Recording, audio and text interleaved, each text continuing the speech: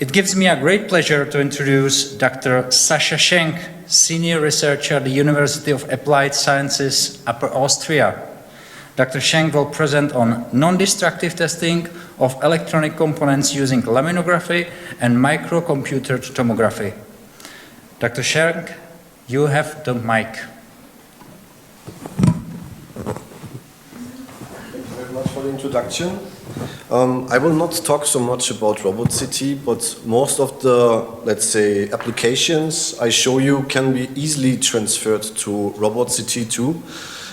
What we like to do, or what we have to do at the University of Applied Science, we have a lot of industry customers and services, and we need to answer or solve their questions. And for those questions can be very specific one.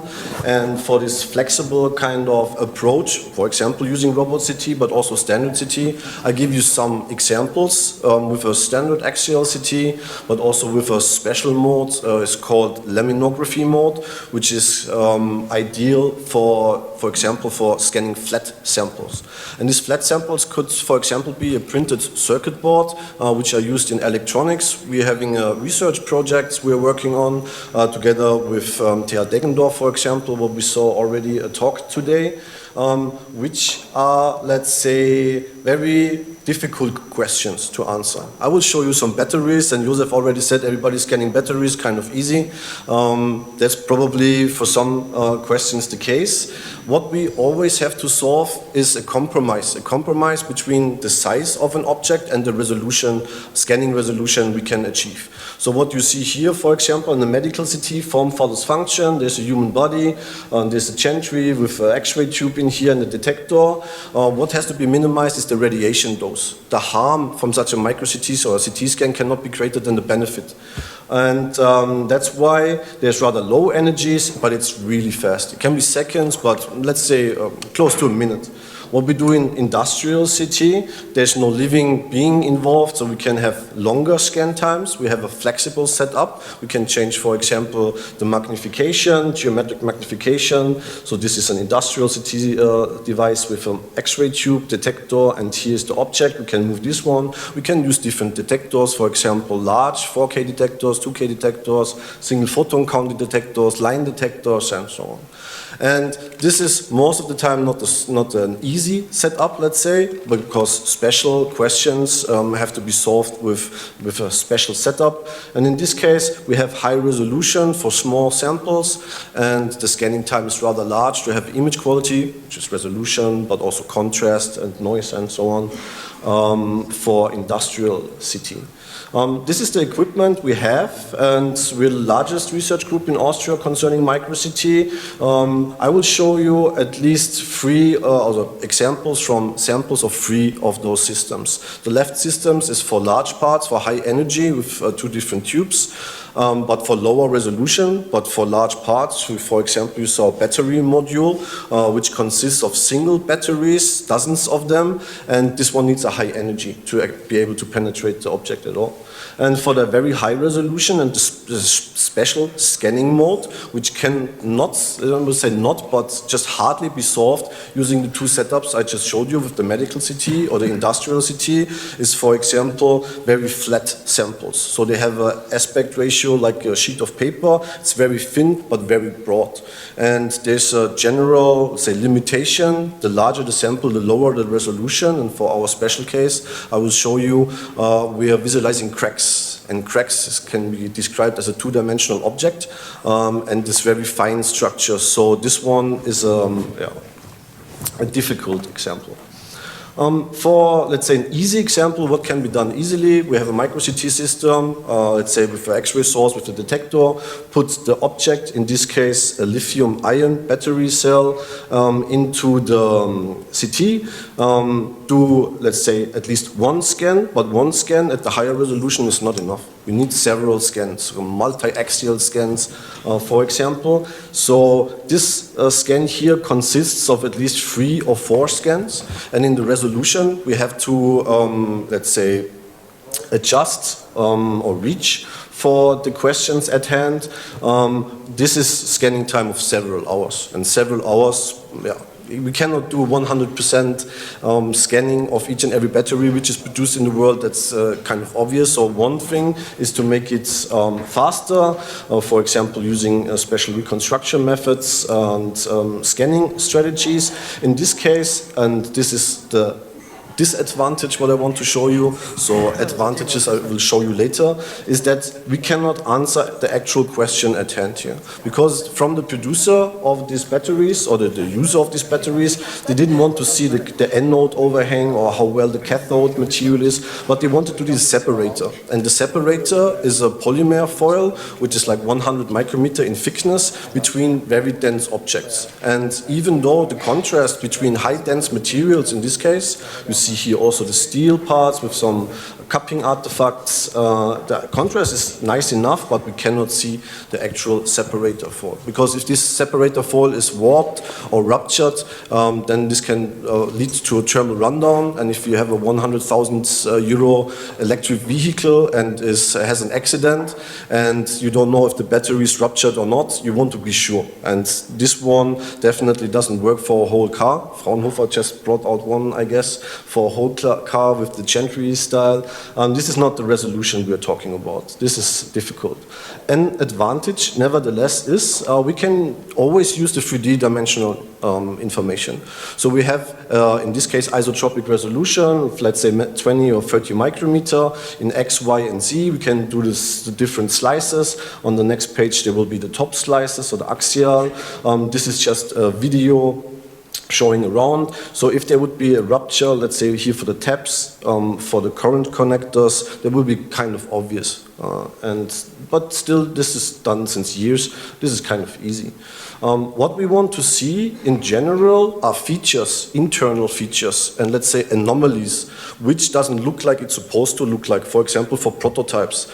And since micro-CT in general is not the cheapest metrology methods, let's say compared to, let's say, ultrasonic testing and so on, the benefits for the industry partners have to be fulfilled. And in this case, for example, we have here the delaminations, here's the tap, here's some delamination inside, and this is due to cycling. So the question was, can we see a difference with the new battery? Then we cycle it for 10,000 cycles with high voltages and so on, which is also a thermal regime, like in an EV, like in an electric vehicle. And how does it look afterwards? And can we still use it? How much is the capacity changed in between? So this is standard R&D questions for the companies we are working with. Usually we're looking at pores. I would say 50% of the analysis of the 3D data we are looking at is porosity.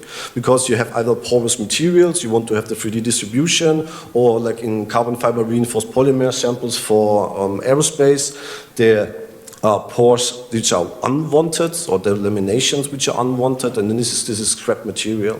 This can be done, like Josef said, directly at the airplane. If you have a mobile question, or mobile device, for us, we have to put the thing into our micro-CT. And our micro-CT can hold, like say, 0.5 meter wide samples and 1.8 meter in height. And this is analysis we're doing just right now. And then afterwards comes the post-processing. For example, I can quantify the anode overhang and so on. This is rather uninteresting for what we had in mind, because for the partners which we have, they are developing power electronics components, modules, for example, for DC-DC conversion, or for current conversion. For the loading, for example, very fast loading of electric vehicles. So everything here is connected to e-mobility. This is the CAD sample you see here, and this is the actual electrically loaded PCB, which we are taking a look at. So the edge length here is 8 centimeters. It's 8 centimeters in length and like 3 millimeters in height, and that is a very unfavorable object geometry for micro-CT, because you're restricted for the geometric magnification. That's one thing, but also this penetration depth is rather short, let's say, and this penetration length is maximum. And then you have copper involved here and solder joint and so on. So this is for standard CTs, it's difficult. Especially, we want to take a look at those guys here. These are MOSFETs, which are 0.4 millimeter in thickness with a silicon carbide ceramic. So not only is the whole thing already large, but the stuff we want to see is only 0.4 millimeter in thickness. And this is the second, let's say, difficulty for those samples. We have a testing regime, which is an electrical testing regime, and we want to find out, can we use micro-CT or the special laminography mode to say afterwards, okay, this was a current surge, or this was an over voltage event, or it was mechanically destroyed. These guys here, they were, let's say, hand soldered, and the single bonds were hand wired and so on. So this is perfect prototype stage, but those guys will be sooner or later be used in mass production also. And if we can find out which, let's say, events lead to which morphology or failures, we are much smarter than before. I use a standard micro-CT as a reference image at 30 micrometer. I do a region of interest scan with the geometric magnification. I can see at least the solar. We will see that in a second. But for the special scanning mode, I use laminography mode, and this laminography mode can one-on-one be implemented in a RoboCT. Much more flexible and with a detector at hand. And we use the RX Solutions EasyTOM system because this is the one we have, obviously. And we know that we want to take a look at cracks, not at the pores in the solder, but in the cracks in a very thin layer of silicon carbide. So we have our sample. This is the 8 centimeter PCB. We get rid of the components here, so we can go quite near to the X-ray source. Then we maximize the FDD, the focus detector distance.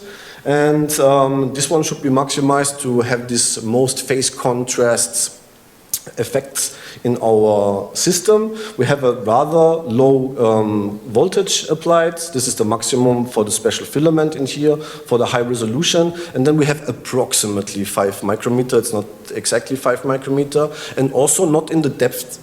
We only have this resolution, we will see that in a second, in 2 dimensions. And the 2 dimensions, if we have the analogy of this sheet of paper, is only an X and Y. I will lose information, most probably, around this one. With the special reconstruction mode, it will get better, but that's ongoing research in any case. And then you don't have the rotating object here, but in this case, the source and the flat panel move in unison. So it's a translation in axial wise, and not a rotational acquisition. So we have this limited angle artifacts and the loss of depth information and so on. That's quite clear. This is a disadvantage, but the major advantage, if we combine this one with this propagation-based phase contrast, is that we may be able to see the cracks inside a very thin layer of ceramics. This is the sample. I scanned 5 samples in total, have an overview scan. This one is not even at 30, but at 60 micrometer. I didn't put that one in the parameters. This one is at 30. And I can have a region of interest scan and take a look at the components from the electronics which I'm interested in. For example, here, we have the resistors, ceramic, metallic resistors. Here's the MOSFET and so on. Yeah, this is, let's say, for an overview. This doesn't give me the information I want to have. I can take the 30 micrometer scan from the CT. This is 3-dimensional information, isometric voxel size of 30 micrometer, and I see also the parts. There's here in the resistors and in the MOSFETs here, especially in the solder, there's the pores. But that's not what I want to have. This one, more or less everybody can do in any case, because the pores in the solder, this is a common thing. 20 to 30 percentage of the surface, you can do that with radiography actually, is fine. And this is the actual board 2, so I will just take a look with you at 2 boards. This is here this overshoots effect for the high, in this case, voltage. And you see it in the photo, there's a black spot. And this is where the MOSFET, in this case, this fast switch for the DC-DC conversion failed. And then we take a look at the laminography. So this is now only the information about X and Y. And what you see, we have like a halo around the pores. And this halo, this white border here, this is phase contrast effects due to propagation, and that's why the FDD has to be so long, and interference pattern of the wavefront. in the freeway, we have this edge enhancement. And this edge enhancement gives us these pores, but also those guys here. And this is not in the pores. I will show you soon in the video, because the solder is a soft material and the ceramic is a brittle material. The failure mode of a solder is not cracks in this case. It will rather, it will look differently. So this is an indication that we can see here the MOSFET, not itself, but the defects inside of the MOSFET due to this phase contrast effects, which have an edge enhancement involved. I will now play the videos, and I try to get to the pause button just by pausing this thing here. So this is the video, and now we see through the object, and here is the solder of the actual MOSFET. This one is the pores, and those guys here, this is the cracks in the MOSFET. I will just need 2 minutes, thank you. This is the cracks in the MOSFET. So what you clearly see, if you only have one focus plane for each of the slides, which is in focus, which is sharp, you can go through the single slides and see, in this case small, in the next case a bit higher, that the focal plane of the cracks is not the same focal plane like for the solders. And in this case, we don't see the MOSFET itself, but we have an indirect visualization of the cracks. These are the cracks here, and I took a look at 6 or 7 different objects in this case, and everything looks pretty much the same. So we see the pores, that's kind of boring, but we indirectly see the cracks due to the setup with this long acquisition time. And this one I already showed. Maybe for this it's not automatic, it doesn't matter so much. So for the rest of the 2 slides, I will give a bit of an outlook what we did in Austria, in this case concerning the robots. This is also, let's say, not the fancy use of robots, because in this case we have 2 robots which are loading and unloading at line a size, in this case CT system, and they have several of hundreds of aluminum parts, and these parts, for example, for residues of the sand core, have to be scanned, and then the scan takes like 1 minute, and then they have the automatic defect detection in the background. But this is not robot CT in itself. Let's say it's a measurement for that one. We will use robot CT like what you showed shortly. And the second thing we are doing, we implemented a single-photon counting detector into our RX solution system. We are working together with Advacam since the last years. We get really nice examples also for soft tissues, not exactly with the cadmium telluride example detector here, but with a silicon detector, but this now is ours. So we did a lot of experiments. Jonathan Klintz does the experiments here, and Sarah Heupel did the laminography scans. And this is an electronic part of a cut sample where there's also the solder joints and the pores in the solder here. This flies to space, so a high quality necessities here. They have to be analyzed, so it's worth doing it with micro-CT. And this is already one of the first micro-CT images we get of a high C material, the distribution of the lead and the solder and the pores and so on, and yeah, we're pretty happy about that already. This is it already. Please go to the homepage if you want to go to the ICT conference. This is some advertisements officially I do here, and thank you for your attention.